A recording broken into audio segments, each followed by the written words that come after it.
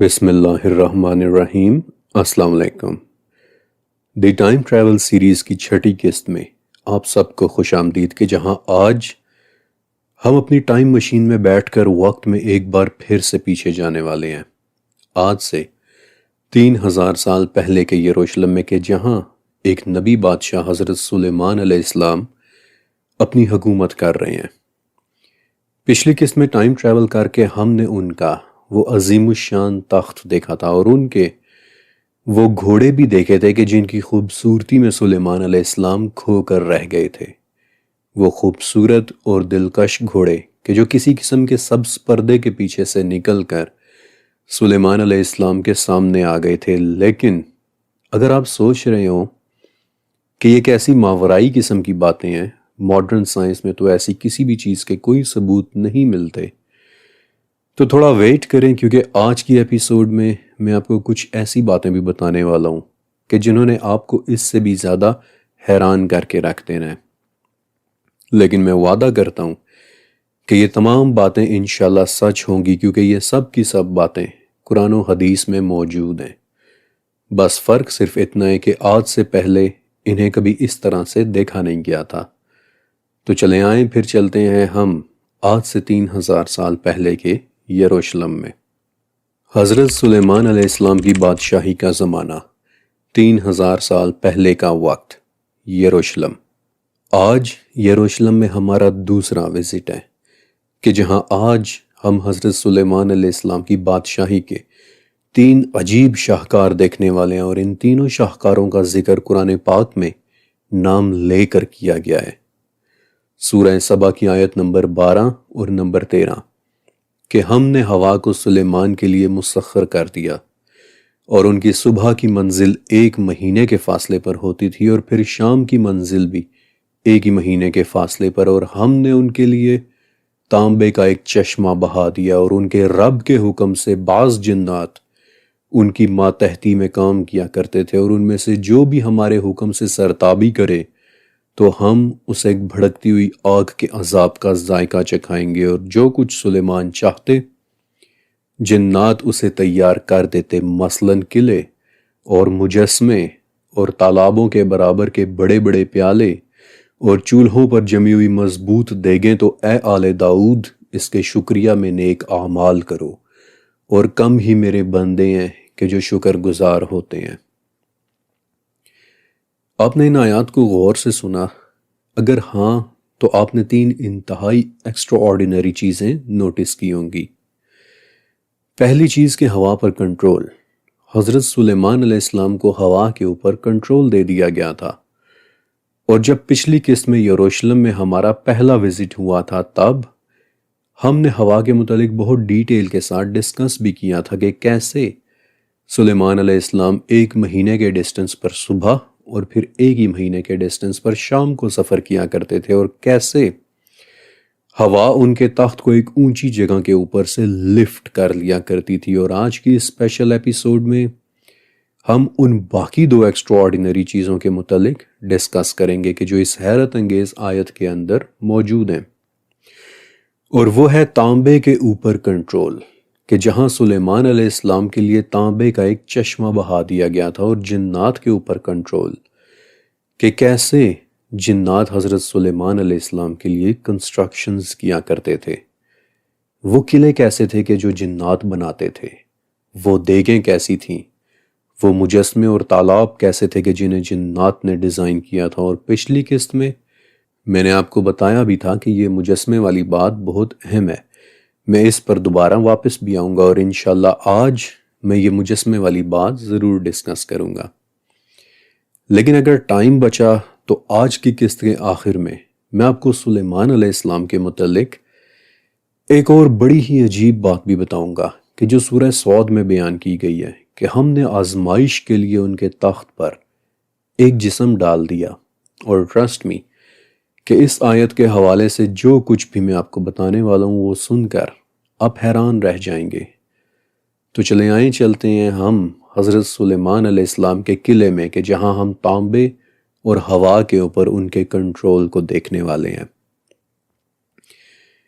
آپ کو پتہ ہے کہ تفسیر قرطبی اور تفسیر مظہری ان دونوں میں حضرت وہب بن منبہ رحمۃ اللہ علیہ سے ہوا پر کنٹرول کے حوالے سے ایک بڑی عجیب انفارمیشن ملتی ہے۔ وہب ابن منبہ ایک تابعی تھے، یعنی کہ صحابہ کرام کے اسٹوڈنٹ، اور وہ کہتے ہیں کہ ہمارے زمانے میں دریائے دجلہ یعنی عراق میں کسی ساحلی علاقے سے ایک کتبہ ملا تھا کہ جس پر اشعار کی صورت میں ایک بات لکھی ہوئی تھی۔ اس پر لکھا تھا کہ صبح کے وقت ہم استخر سے چلے اور دن کے وقت ہم دجلہ پہنچے، لیکن سلیمان نے ہمیں حکم دیا ہے کہ دن ڈھلنے کے بعد یہاں سے نکلنا ہے، اور لگتا ہے کہ رات کے وقت ہم شام پہنچیں گے۔ وہب کہتے ہیں کہ ہمارا ایسا ماننا ہے کہ یہ اشعار سوائے حضرت سلیمان علیہ السلام کے کسی ساتھی کے کوئی اور نہیں لکھ سکتا تھا، کیونکہ اتنی تیزی کے ساتھ ان کے علاوہ سفر کوئی اور نہیں کر سکتا تھا۔ البتہ ہمیں یہ نہیں پتا کہ یہ اشعار لکھنے والا انسان تھا یا پھر جنات میں سے کوئی جن۔ پچھلی قسط کے اندر میں آپ کو بہت ڈیٹیل سے بتا چکا ہوں کہ سلیمان علیہ السلام کے ساتھ سفر میں ان کے ٹاپ کے ایلیٹ لوگ بھی ان کے ساتھ ہوا کرتے تھے۔ تفسیر مظہری میں مقاقل بتاتے ہیں کہ تخت پر حضرت سلیمان علیہ السلام کے بیٹھنے کے لیے ایک خاص جگہ ہوتی تھی کہ جس کے ارد گرد ریشم اور سونے کی تاروں سے بنا ایک فرش ہوتا تھا، اور اس فرش کے بالکل درمیان میں آپ علیہ السلام کے بیٹھنے کے لیے ایک سنہرا تھرون رکھا جاتا تھا، اور اس تھرون کے بالکل قریب پہلے سونے کی کچھ کرسیاں کہ جن پر دوسرے انبیاء بیٹھا کرتے تھے، اور پھر ان کے پیچھے چاندی کی کرسیاں کہ جن پر علماء بیٹھا کرتے تھے۔ بائی دی ویز اگر آپ سوچ رہے ہوں کہ ایسا کیسے ہو سکتا ہے کہ سلیمان علیہ السلام کے علاوہ بھی انبیاء ہوں، تو یہ حدیث یاد رکھیے گا کہ بنی اسرائیل میں کوئی وقت ایسا نہیں گزرا کہ ان کے درمیان کوئی نبی موجود نہ ہو۔ اور تفسیر صراط الجنان سے ہمیں یہ بھی پتہ چلتا ہے کہ ایک وقت ایسا بھی آیا کہ بنی اسرائیل نے ایک ہی دن میں اپنے 43 انبیاء کو شہید کر دیا تھا، which means کہ ایک ہی وقت میں بنی اسرائیل کے ہاں کئی انبیاء کا ہونا it was very normal۔ حضرت داؤد علیہ السلام اور حضرت سلیمان علیہ السلام بھی ایک ہی وقت کے دو نبی تھے، اور اسی لیے کچھ لوگ آصف ابن برخیہ کو بھی ایک نبی ہی مانتے ہیں کہ جو ملکہ سبا کا تخت لے کر آئے تھے، اور وہ بڑا ہی انٹرسٹنگ ٹاپک ہے، اور اس پر علیحدہ سے انشاءاللہ پوری ایک اسپیشل ایپیسوڈ ریلیز ہوگی۔ لیکن حضرت سلیمان علیہ السلام کے ہوا پر کنٹرول کے بارے میں تو ہم پچھلی قسط میں بھی بہت ڈیٹیل سے ڈسکس کر چکے ہیں، لیکن اب وقت ہے اس سے آگے بڑھنے کا، تانبے، مجسموں، تالابوں اور جنات پر کنٹرول کو ڈسکس کرنے کا۔ السبا کی 12ویں آیت میں آتا ہے کہ ہم نے سلیمان کے لیے تانبے کا ایک چشمہ بہا دیا۔ اس آیت کی انٹرپریٹیشن دو طرح سے ہوئی ہے کہ یا تو سلیمان علیہ السلام کے زمانے میں تانبے کا استعمال یا کاپر انڈسٹری اس قدر عروج پہ پہنچ چکی تھی کہ لگتا تھا کہ جیسے ہر طرف تانبے کے چشمے بہہ رہے ہیں، لیکن دوسری انٹرپریٹیشن یہ ہے کہ وہ واقعی لٹرلی پگھلے ہوئے تانبے کا کوئی چشمہ ہی تھا کہ جو بہہ نکلا تھا، اور 99% صحابہ اور تابعین یہی کہتے ہیں کہ وہ لٹرلی بہنے والا ایک چشمہ ہی تھا۔ فار ایگزامپل حضرت ابن عباس رضی اللہ تعالیٰ عنہ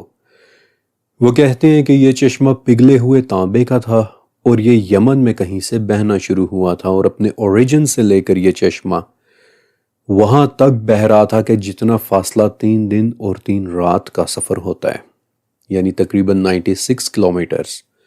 اسلام آباد سے لے کر تقریباً جہلم تک۔ ایگزیکٹلی یہی سٹانس تفسیر مظہری میں امام بغوی رحمۃ اللہ علیہ کا بھی ہے، اور امام صدی رحمۃ اللہ علیہ کا بھی۔ ہاں، انہوں نے ایک ایڈیشن اور کیا ہے کہ یہ چشمہ نہ صرف 3 دن کے فاصلے جتنے ایریا پر بہہ رہا تھا، بلکہ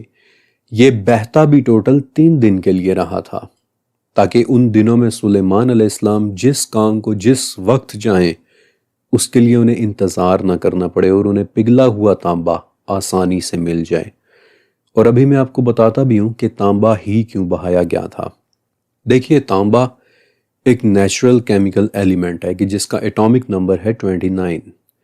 لیکن تانبے کی 3 خصوصیات ایسی ہیں کہ یہ حضرت سلیمان علیہ السلام کے لیے ایک پرفیکٹ مٹیریل رہا ہوگا۔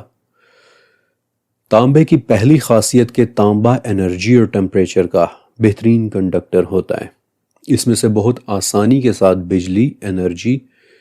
اور ہیٹ گزر جاتی ہے، اور ہمیں پتہ ہے کہ حضرت سلیمان علیہ السلام کی سلطنت میں انرجی کی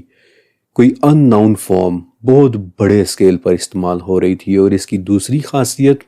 کہ تانبا ہائیلی ڈکٹائل ہوتا ہے، یعنی کہ یہ آسانی سے مڑ جاتا ہے، ٹوٹتا نہیں ہے، کہ جس کی وجہ سے یہ ایک بہترین کنسٹرکشن مٹیریل تھا۔ کیونکہ تانبے والی آیت سے اگلی ہی آیت میں آتا ہے کہ جنات سلیمان کے لیے بنایا کرتے تھے محاریب یعنی قلعے، تماثیل یعنی مجسمے، وجفانی کل جواب یعنی تالابوں کے سائز کے بڑے بڑے پیالے، اور قدور الراسیات یعنی کہ چولہوں پر جمی ہوئی بڑی بڑی مضبوط دیگیں۔ اور تانبا ان سب کی تعمیرات کے لیے ایک بہترین مٹیریل رہا ہوگا۔ تانبے کی تیسری خصوصیت کہ یہ بائیو سٹیٹک ہوتا ہے، یعنی کہ اس پر بیکٹیریا اور دوسرے جاندار زندہ نہیں رہ سکتے، جس کی وجہ سے برتن اور دیگیں بنانے کے لیے تانبا ایک آئیڈیل مٹیریل ہے۔ یہی وہ وجہ ہے کہ کئی صدیوں سے انڈیا اور پاکستان میں تانبے کے برتنوں کو بہت پسند کیا جاتا رہا ہے، کیونکہ تانبے کے برتن باقی مٹیریلز کی نسبت زیادہ صاف رہتے ہیں۔ اور دوسری چیز کہ کسی زمانے میں کہ جب سمندروں میں لکڑی سے بنے بحری جہاز تیرا کرتے تھے تو ان کے پیندوں پر، ان کے فرنٹ سرفیس پر سمندری پانی کی وجہ سے بارنیکلز اور مولاسز کی ایک موٹی سی تہ جم جایا کرتی تھی کہ جو جہاز کو بہت جلدی خراب کر دیتی تھی۔ لیکن اگر وہ لوگ اپنے جہازوں کے فرنٹ پیندے پر تانبے کی ایک موٹی سی شیٹ چڑھا دیتے تو جہاز کی عمر کئی سال بڑھ جاتی اور وہ خراب نہ ہوتا تھا۔ اور سلیمان علیہ السلام کے زمانے میں جس طرح سے سمندری روٹس کے ذریعے ٹریڈنگ ہو رہی تھی، پوری دنیا سے ریسورسز کو اکٹھا کر کے یروشلم بھیجا جا رہا تھا، اور میں آپ کو اس سب کے ثبوت بھی مہیا کر چکا ہوں، تو یقیناً یروشلم کے پاس بحری جہازوں کی ایک بڑی ارماڈا ضرور موجود رہی ہوگی، اور یقیناً ان کے جہازوں کی پروٹیکشن کے لیے تانبا ایک پرفیکٹ مٹیریل ثابت ہوا ہوگا۔ And this is called deductive logic. دوسری چیز کہ تانبا ایک بہترین کنسٹرکشن مٹیریل بھی ہے، یہ واٹر ریزسٹنٹ ہوتا ہے، یعنی کہ تانبے کے اوپر پانی کا اتنی جلدی اثر نہیں ہوتا۔ اور حضرت سلیمان علیہ السلام کے لیے کیا بنایا جا رہا تھا؟ جفانک الجواب اور قدور الراسیات، یعنی کہ تالابوں کے جتنے بڑے بڑے پیالے اور چولہوں پر جمی ہوئی بڑی بڑی دیگیں۔ اور یقیناً ان بڑے بڑے پیالوں کے لیے بھی تانبا ایک بہترین کنسٹرکشن مٹیریل تھا، کیونکہ واٹر ریزسٹنٹ ہونے کی وجہ سے تانبا ایک فیورٹ کنسٹرکشن مٹیریل ہے۔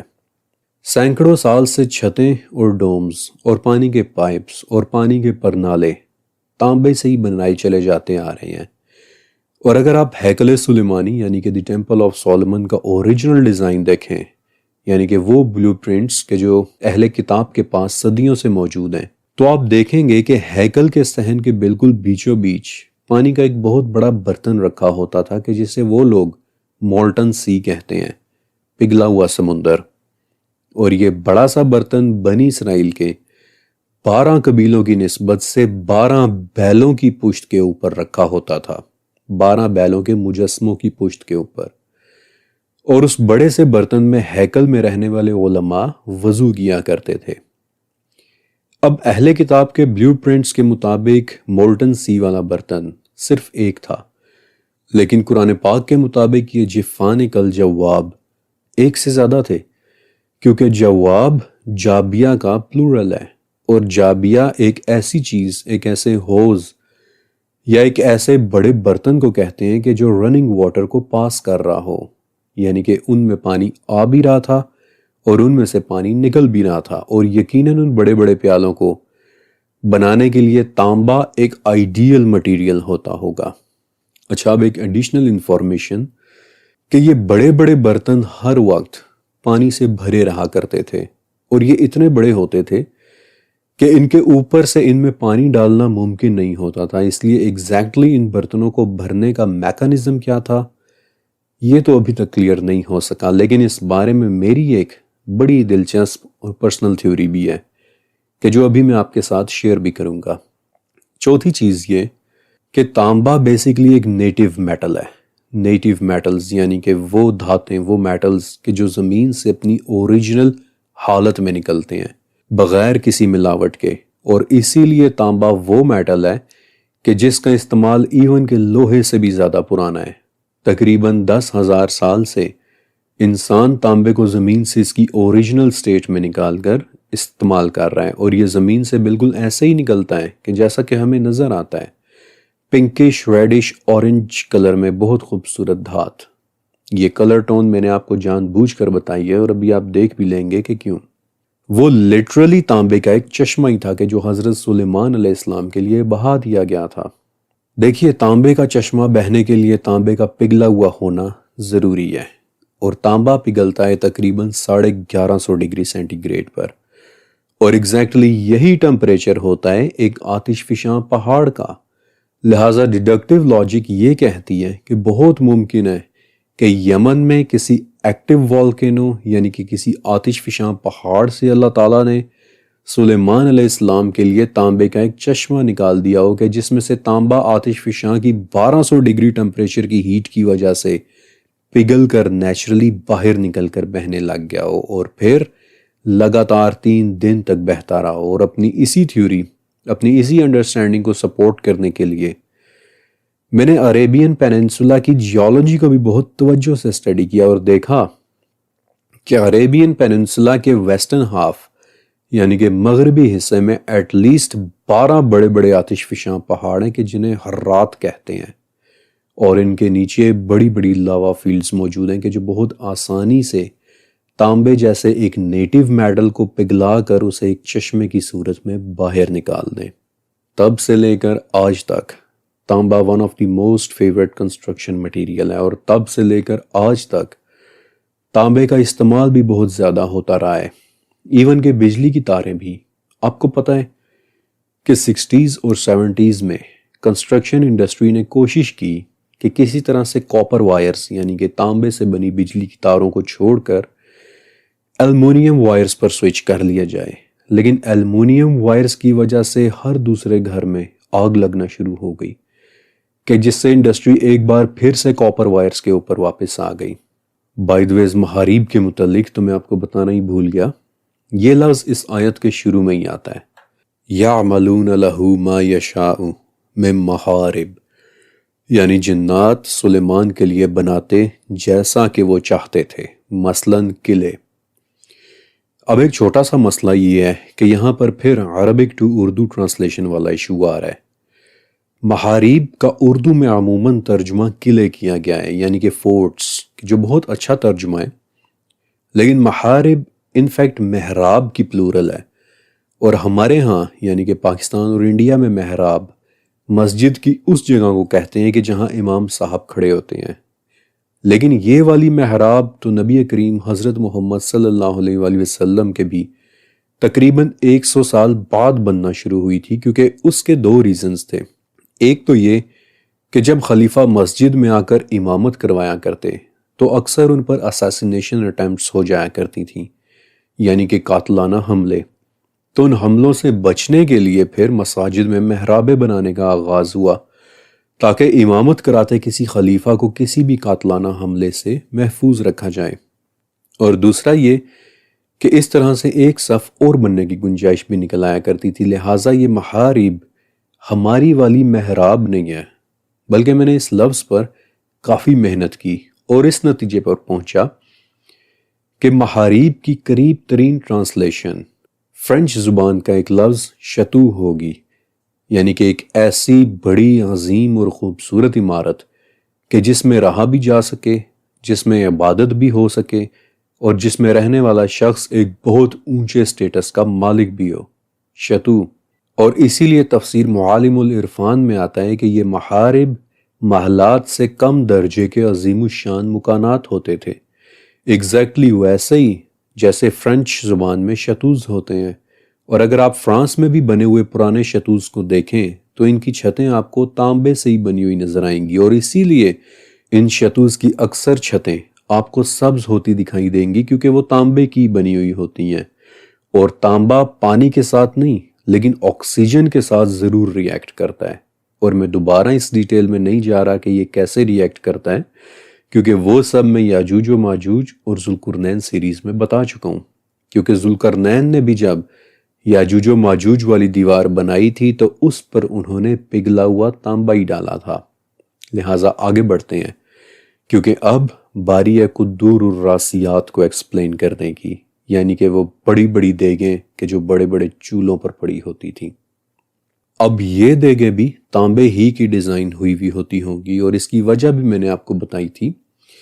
کہ تانبا بائیوسٹیٹک ہوتا ہے، اس کے بہت اچھے برتن بنتے ہیں، لیکن اس دیگ کا سائز بہت بڑا ہوتا تھا۔ تفسیر ابن کثیر میں آتا ہے کہ یہ فکسڈ دیگیں ہوتی تھیں، اپنے وزن کے باعث یہاں سے وہاں ہلتی نہیں تھیں، بلکہ جس جگہ یہ کھڑی ہوتی تھی وہیں پر ان کے اندر کھانا تیار کیا جاتا تھا۔ اور سلیمان علیہ السلام کے ساتھ کانوائے میں جانے والے انسانوں اور جنات کی تعداد کے جو سلیمان علیہ السلام کے تخت کے پیچھے 480 کلومیٹرز پر پھیلے ہوئے ہوتے تھے، اتنی بڑی تعداد کو دیکھتے ہوئے اتنی بڑی بڑی دیگوں میں کھانا پکنا کوئی عجیب بات نہیں لگتی۔ لیکن اب میں آپ کو ایک بڑی زبردست چیز دکھاتا ہوں۔ 23 اکتوبر سن 1567 کا سال، چتوڑ کا قلعہ، راجستھان، انڈیا۔ مغل بادشاہ شہنشاہ اکبر نے میواڑ کی سلطنت فتح کرنے کے لیے چتوڑ کے قلعے کا محاصرہ کیا تھا، لیکن اس قلعے کو اتنی آسانی سے فتح کر لینا شہنشاہ اکبر کے لیے بھی آسان نہیں تھا۔ راجپوت بادشاہ جے مال راٹھور اپنی پوری فیملی اور سلطنت کے اہم ترین لوگوں کے ساتھ قلعے کے اندر تھا۔ وہ لوگ باہر نہیں آ رہے تھے اور اکبر اندر نہیں جا پا رہا تھا، لہٰذا 5000 سپاہی، انجینئرز اور میسنز لگا کر اکبر نے انہیں ایک ٹاسک دیا کہ کسی طرح سے چتوڑ کے قلعے کے نیچے سرنگیں کھود لو۔ لیکن 4 مہینے گزر گئے مگر وہ لوگ سٹل قلعہ فتح کرنے سے بہت دور تھے، اور تب اکبر نے ایک منت مانی کہ اگر میں یہ قلعہ جیت گیا تو راجستھان کے شہر اجمیر میں واقع معین الدین چشتی کے مزار پر پیدل جا کر وہاں 100 من کی ایک دیگ نذرانے میں چڑھاؤں گا کہ جہاں سے غریب لوگ کھانا کھایا کریں گے۔ اور 4 مہینے بعد بالآخر جے مال راٹھور نے قلعہ سرنڈر کر دیا، اور تب سن 1567 کے رمضان میں شہنشاہ اکبر پیدل چل کر اجمیر آیا، اور تب اس نے وہاں ایک بہت بڑی دیگ نذرانے میں دی کہ جس میں تب سے لے کر آج تک ہر روز 4800 کلو یا پھر 120 من چاول پکتے چلے آ رہے ہیں، اور کہ جو اتنی بڑی دیگ ہے کہ اس میں سے چاول نکالنے کے لیے بھی انفیکٹ سیڑھی لگا کر اس کے اندر اترنا پڑتا ہے۔ اس وقت اجمیر کی یہ دیگ دنیا کی سب سے بڑی دیگ ہے، اور اس کا کھانا پکانا بھی ہر کسی کے بس کا روگ نہیں ہے، بلکہ 15ویں صدی میں اکبر نے جس باورچی کو یہ دیگ پکانے کی ذمہ داری سونپی تھی، آج بھی ایگزیکٹ اسی باورچی کا خاندان اس دیگ میں کھانا پکاتا چلا آ رہا ہے۔ 450 سال سے ہر روز بلا ناغہ 100 من کی اس دیگ میں ہر روز کھانا پکتا ہے، اور اس وقت میرے پاس یہ دیگ واحد مثال ہے ان قدور الراسیات کی، ان عظیم الشان دیگوں کی کہ جو سلیمان علیہ السلام کے قلعے میں پکا کرتی تھی۔ بڑے بڑے چولہوں پر جمی ہوئی بڑی بڑی دیگیں، القدور الراسیات۔ اور اب میں آپ کو بتاؤں گا اس چوتھی چیز کے متعلق کہ جس کا میں نے پچھلی قسط میں بھی کہا تھا کہ وہ سن کر آپ کو مزہ آ جانا ہے۔ السبا کی 13ویں آیت، یعملون لہ ما یشاء من محاریب و تماثیل، کہ سلیمان کے لیے جنات جو سلیمان چاہتے وہ بنا دیا کرتے تھے، مثلاً محاریب اور تماثیل۔ محاریب کو تو میں نے ایکسپلین کر دیا، لیکن اس لفظ تماثیل کی بہت ساری ڈیفینیشنز ہوئی ہیں، اور کچھ لوگ کہتے ہیں کہ وہ تماثیل دراصل تانبے کی بنی ہوئی بڑی بڑی تصویریں ہوتی تھیں۔ لیکن میرا آپ سے ایک سوال ہے کہ ذرا امیجن کریں، تانبے کی تصاویر سن کر آپ کے ذہن میں کیا امیج بنتی ہے؟ یقیناً کوئی خاص نہیں، رائٹ؟ میری امیجنیشن میں بھی تانبے کی تصاویر کا کانسیپٹ کچھ خاص کلیئر نہیں ہو رہا تھا، لہٰذا تماثیل کے حوالے سے میں نے بہت زیادہ ایگریسو ریسرچ ورک کیا، اور انفیکٹ پوری دنیا کے لٹریچرز میں اس حوالے سے کوئی لیڈ ڈھونڈی، اور اس محنت نے مجھے بالکل بھی ڈس اپوائنٹ نہیں کیا۔ 8ویں صدی میں ایک بہت بڑے اسلامک اسکالر گزرے ہیں کہ جنہوں نے حدیث، انساب، کنیت اور اسماء الرجال پر بہت زیادہ کام کیا ہے، ریلنٹلیسلی۔ انفیکٹ اس قدر کام کہ آخری عمر میں ان کی آنکھوں کی روشنی بھی چلی گئی اور نظر چلی جانے کی وجہ سے ان کی بہت ساری تصانیف یا کتابیں چوری ہو گئیں اور صرف 2 کتابیں بچیں، شمائل ترمذی اور بخاری اور مسلم کے بعد حدیث کی ٹاپ کی کتاب جامع ترمذی۔ اور اب تک آپ نے اندازہ لگا لیا ہوگا کہ میں امام محمد ابن عیسیٰ الترمذی کی بات کر رہا ہوں، اور اب جو بات میں آپ کو بتانے والا ہوں وہ امام ترمذی کے حوالے سے احادیث کی ایک بہت بڑی کتاب نوادر الاصول میں لکھی ہوئی ہے، کہ جہاں امام ترمذی حضرت ابن عباس رضی اللہ تعالیٰ عنہ سے روایت کرتے ہیں کہ جنات نے حضرت سلیمان علیہ السلام کے لیے تانبے اور پیتل کے بڑے بڑے مجسمے بنائے تھے، اور سلیمان علیہ السلام نے دعا کی تھی کہ اے میرے رب ان مجسموں میں روح پھونک دے کیونکہ یہ خدمت میں بہت طاقتور ہیں، اور تب اللہ تعالیٰ نے ان مجسموں میں روح پھونک دی۔ اور اب آپ مجھے بتائیں کہ تانبے یعنی میٹل سے بنے بڑے بڑے مجسمے کہ جو حرکت کرتے ہوں، اب بتائیں کہ آپ کے ذہن میں کیا امیجنیشن آ رہی ہے؟ We are talking about some kind of robotics here۔ Metal یا دھات سے بنے ایسے خودکار انسان کے جو سلیمان علیہ السلام کے محلات میں روزمرہ کے کام کیا کرتے تھے۔ اور سچ کہوں تو امام ترمذی والا ریفرنس تو مجھے بہت شروع میں ہی مل گیا تھا، اور اس بات پر یقین کرنے کے لیے امام ترمذی جیسی پرسنالٹی کی ایک روایت بھی بہت تھی، لیکن صرف آپ کے علم میں اضافے کی خاطر میں نے پوری دنیا کے قدیم لٹریچرز میں ایک اینشنٹ آٹومیٹا کے متعلق معلومات ڈھونڈنے کی کوشش کی تاکہ آپ کو اور بھی یقین آ جائے، لہٰذا سنتے جائیے۔ اینشنٹ چائنا، اینشنٹ گریس، ٹولمیک دور کا ایجپٹ، ہر جگہ مجھے ایک سیلف آپریٹنگ مشین کے ٹریسز ملے ہیں کہ جنہیں ایک بہت بڑے بادشاہ نے بنوایا تھا۔ مثلاً اینشنٹ گریکس اور رومنز میٹل سے بنے ایک ایسے میکینیکل سرونٹ یا خادم کے متعلق بتاتے ہیں کہ جسے ایک بادشاہ نے بنوایا تھا، اور اس بادشاہ کو وہ لوگ اپنی زبان میں فالکن کہتے ہیں، یعنی کہ وہ بادشاہ کے جو میٹل کے استعمال میں ایکسپرٹ تھا، تانبے میں ایکسپرٹ، بالکل حضرت سلیمان علیہ السلام کی طرح۔ پھر اینشنٹ گریکس گیلاٹیا نامی ایک مجسمے کا ذکر کرتے ہیں کہ جو زندہ چلا پھرا کرتا تھا۔ چائنا میں اینشنٹ چائنا میں ایک بہت قدیم کتاب ہے کہ جسے آج سے 2300 سال پہلے لکھا گیا تھا، ہان فائی زئی، کہ جس میں ہان فائی نام کا ایک قدیم فلاسفر میٹل سے بنے ایسے عجیب جانداروں کا ذکر کرتا ہے کہ جنہیں ایک بادشاہ نے بنوایا تھا اور وہ آسمان میں اڑا کرتے تھے۔ اور ایگزیکٹلی یہی اکاؤنٹ ہان فائی کے زمانے میں گزرے اس کے کنٹمپرری ایک اور شخص لوبان نے بھی دیا ہے کہ واقعی ایسا ہی ہوا تھا۔ انفیکٹ آج بھی لوبان کی دی ہوئی ڈسکرپشن کے اوپر چائنا میں ایک مجسمہ بھی بنا ہوا ہے کہ جس میں ایک شخص ہوا میں اڑنے کی کوشش کر رہا ہے۔ 11ویں صدی کے انڈیا میں سنسکرت زبان میں کتاب لکھی گئی تھی، اور بہت مشکل سے مجھے اس کتاب کی لیٹن ٹرانسلیشن ملی کہ جس کے کچھ خاص حصوں کو میں نے جرمن میں ٹرانسلیٹ کیا، اور اب اسے جرمن سے اردو میں ٹرانسلیٹ کر کے آپ کو بتا رہا ہوں۔ اور اس کتاب کا نام ہے سامارنگنا سترادھارا، کہ جس میں ایک ایسے بادشاہ کا ذکر ہے کہ جس کے پاس میٹل سے بنے ہوئے انسان تھے اور وہ اس کے محل میں کام کیا کرتے تھے، مثلاً مشلوں اور روشنی والے لیمپس میں تیل بھرنا وغیرہ۔ اور یہیں سے میری ایک تھیوری ڈیولپ ہوئی تھی کہ ٹیمپل آف سولومن کے صحن میں رکھے وہ بڑے بڑے جفان کل جواب کہ جنہیں اہل کتاب دی مولٹن سی کہتے ہیں، پانی سے بھرے وہ بڑے بڑے پیالے کہ جن کے متعلق میں نے بتایا تھا کہ ان میں پانی ڈالنے کا میکانزم کیا تھا، یہ ابھی تک کلیئر نہیں ہوا، لیکن میری انڈرسٹینڈنگ یہ ہے کہ ان بڑے بڑے پیالوں یا برتنوں کو بھی یہی مجسمے ہی بھرا کرتے تھے، کیونکہ وہ مجسمے محل کے باقی کام بھی کیا کرتے تھے،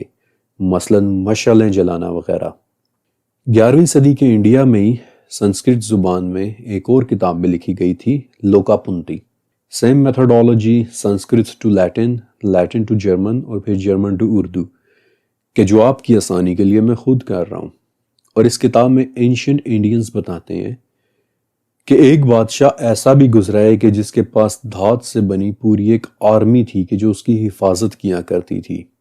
اینشنٹ گریکس کہ جس میں وہ ایک ایسے بادشاہ کا ذکر کرتے ہیں کہ جس کے پاس سنہری خدامائیں تھیں، یعنی کہ the golden maids. اور میں نے جان بوجھ کر آپ کو اس وقت تانبے کے متعلق ایک بات بتائی تھی کہ تانبے کا رنگ پنکش ریڈش اورنج ہوتا ہے کہ جو واقعی ایک گولڈن ٹنج دیتا ہے، اور جسے اگر ایک قدیم انسان اپنی کتاب میں اپنی زبان میں ڈیفائن کرے تو وہ پنکش ریڈش اورنج کے بجائے ایک اور لفظ استعمال کرے گا، گولڈن. اینشنٹ چائنا میں تقریباً 2600 سال پہلے ایک اسکالر گزرا ہے، داؤ خوان. اور داؤ خوان کا پیریڈ بہت امپورٹنٹ ہے، یعنی کہ 2600 سال پہلے، کیونکہ یہ شخص حضرت سلیمان علیہ السلام کے صرف 300 سال بعد گزرا ہے، ان کے وقت کے بہت قریب. اور وہ بھی ایک ایسے بادشاہ کے متعلق ڈسکرائب کرتا ہے کہ جس کے پاس مقدس دھاتی لوگ تھے، میٹل پیپل. اور داؤ خوان کے مطابق جب وہ بادشاہ فوت ہوئے تو اس وقت وہ دھاتی لوگ روئے بھی تھے. تماثیل یعملون لہ ما یشاء من محارب و تماثیل، جو سلیمان چاہتے جنات ان کے لیے بنایا کرتے تھے، محاریب اور تماثیل، تانبے کے بڑے بڑے مجسمے. آئی بیٹ کہ آپ نے پہلے کبھی ان آیات کو اس نظر سے نہیں دیکھا ہوگا. اور اگر آپ سوچ رہے ہیں کہ سلیمان علیہ السلام کی حکومت تو پوری دنیا میں تھی، لیکن میں نے آپ کو صرف چائنیز، انڈینز، ایجپشنز اور گریک لٹریچر سے ہی مثالیں کیوں دیں، تو مائی ڈیئرز اس کی وجہ یہ ہے کہ یہ سب سے پرانی سیولائزیشنز ہیں، اور انہی کے ہاں سب سے پہلے ریکارڈ کیپنگ یعنی کہ کتابیں لکھنے کی پریکٹس وجود میں آئی تھی. ساؤتھ امریکہ کے مایانز اور آسٹریلیا کے ایبوریجنلز وہ تو آج تک کتابیں یا ٹیکسٹ نہیں لکھتے. مایانز تو خیر اب ختم ہو چکے ہیں، لیکن ایبوریجنلز آج بھی ٹریڈیشنل سٹوری ٹیلنگ میتھڈ کے ذریعے اپنا علم آگے پہنچاتے ہیں. اور مجھے پورا یقین ہے کہ اگر ان کے ہاں بھی کتابیں لکھنے کا رواج ہوتا تو ان کے ہاں بھی مجھے دھات سے بنے ان لوگوں کے ٹریسز مل جاتے، تماثیل کے ٹریسز، محاریب کے ٹریسز، جفانک الجواب اور قدور الراسیات کے ٹریسز. Amazing, just amazing. 4 چیزیں باقی ہیں کہ جن کے متعلق میں نے آپ کو اور بھی بتانا ہے. میرا خیال تھا کہ میں انہیں اس قسط میں کور کر لوں گا،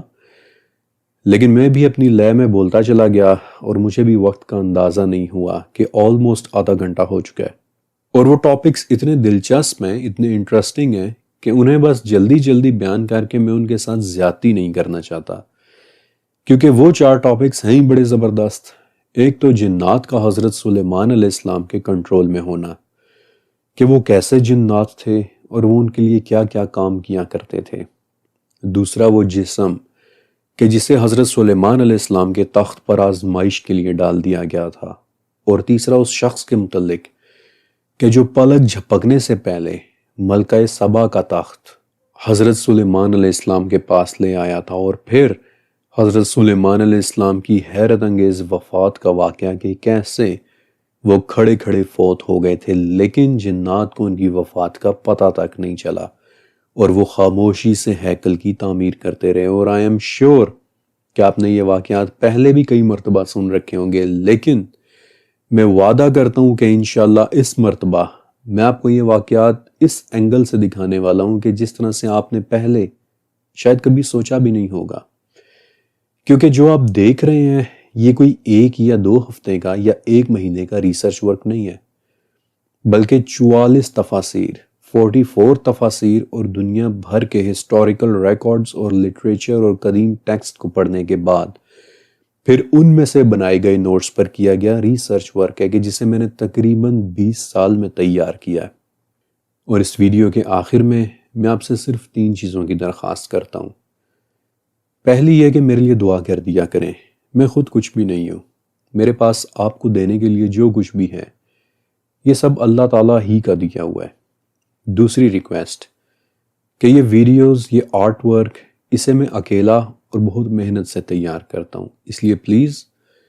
اس ویڈیو کو لائک کر دیجئے گا، کیونکہ اس طرح یہ ویڈیو یوٹیوب کے باقی فیملی ممبرز تک بھی پہنچ جاتی ہے. اور تیسری چیز کہ ایک مرتبہ اس ویڈیو کے کمنٹ سیکشن میں لکھا ہوا میرا پنڈ کمنٹ ضرور پڑھیے گا، کیونکہ اس میں میری طرف سے آپ سب کے لیے ایک پیغام موجود ہے۔